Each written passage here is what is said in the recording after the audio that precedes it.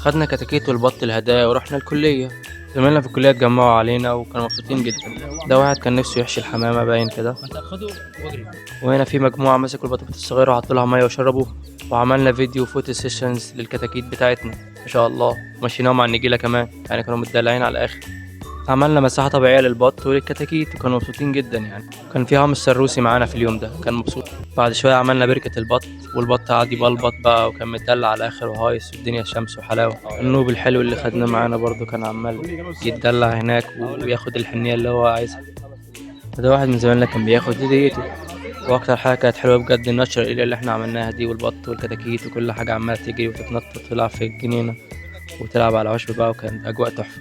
وهنا كنا بنشرح لزمايلنا كم حاجه عن الحيوانات الموجوده هناك. صورنا فيديوز هتبقى تنزل بعدين. كان في سلحفاه حلوه برضو موجوده في اليوم ده، كانوا بيتخانقوا عليها، سميناها فوزيه.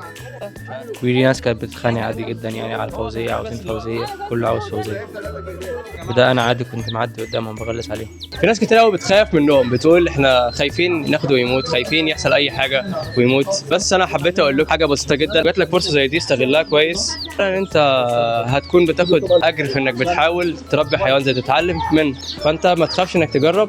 خد الكتكوت جرب تربيه، ربيته ونجح خير، ما نجحش ولا قدر الله توفى، هتشرحه وهتتعلم، هتبص جوه تبدا تستكشف كده جوه.